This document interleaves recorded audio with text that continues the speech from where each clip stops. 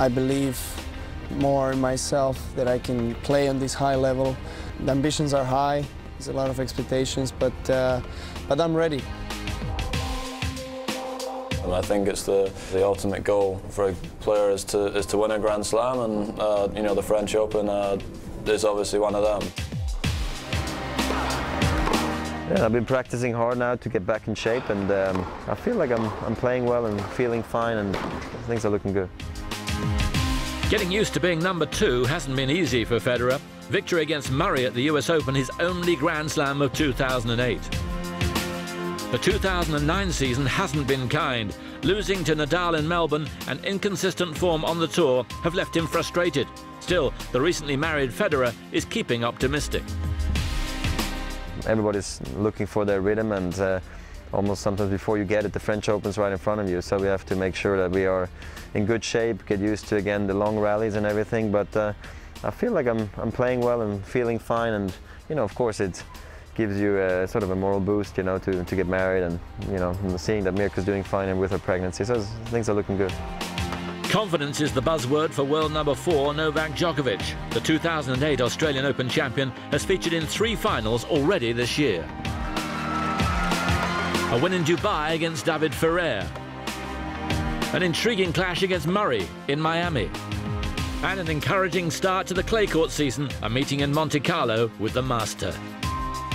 Physically, he's the strongest guy on tour. We all know that, and we all know that his physical strength and ability to, you know, to survive those 5-set matches, or, you know, any matches is incredible. And he's very superior, and he has this big advantage over his opponent because he knows that physically he can overcome him. And I think I played a great final against him in Monte Carlo, so which gives me a lot of, you know, self-belief that I maybe can win in our next encounter.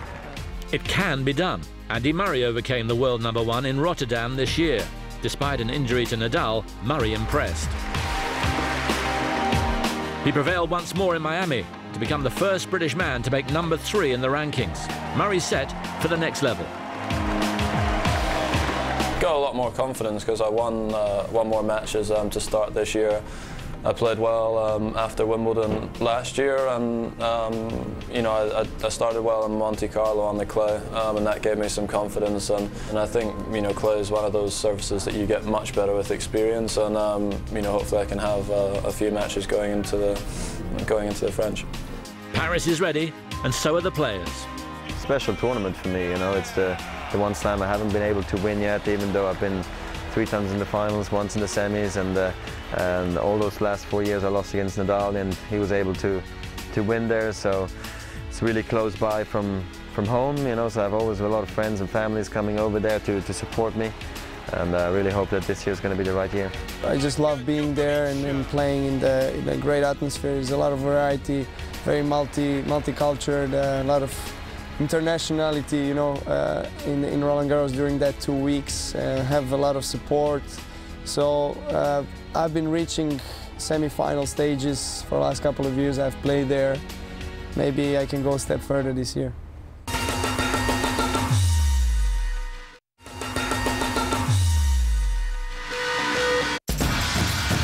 We've seen the big 4, but who else lies in contention? Fernando Verdasco. He bowed out to his compatriot Nadal in the 4th round last year. 2009 has seen a semi-final appearance at the Australian Open. David Ferrer. He's reached the quarter-final twice and now aims to be the 7th Spaniard to triumph in Paris. Runner-up in Barcelona. This season, he's a player in form. Nikolai Davydenko, twice a semi-finalist at Roland Garros. The Russians had a promising start to the clay court season. Fernando Gonzalez, a win on home soil in Chile and a semi-final in Barcelona have made the 2007 Australian Open finalist one to watch. Stanislav Wawrinka. 2009 has been a good year so far for the Swiss 24-year-old. A semi-finalist in Monte Carlo, he's a real threat on clay.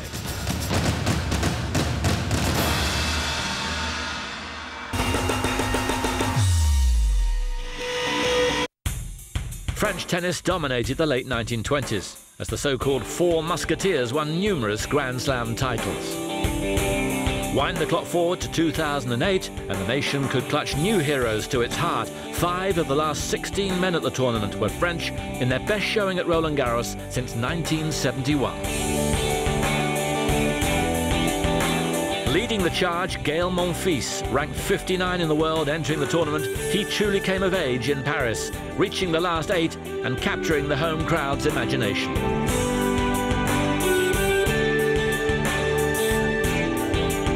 He's now a modern-day musketeer and has danced his way into the top 10 as the French tennis renaissance continues. I think they have an interesting set of players, you know, with Tsonga and Monfils. I hope he can play with his injury, and then also Simon and Gasquet, and they have so many good, you know, shot makers, you know, and I think everything's possible there. With players like Gilles Simon and Jo-Wilfried Tsonga, the modern musketeers have made an impression, but they'll have to step up further. First-round exits to Radek Stepanek and Andy Roddick last year leave them with a point to prove in 2009. But who'll step up to be the 4th musketeer? Jeremy Chardy, ranked 145 in the world, beat David Nalbandian to inspire a French revolution last year. Julien Benneteau, Michael Lodra, and Paul-Henri Mathieu all added to the party atmosphere. And Mathieu will be fired up in front of a passionate crowd. This year, a nation expects. They can go really deep, like we saw Monfils doing it last year, or Tsonga did it at the Australian Open. I just think they have that kind of potential. But then again, at the same time, with the pressure at the French Open, they sometimes crumble for some reason, you know. So it's going to be interesting to see this year how it's going to go.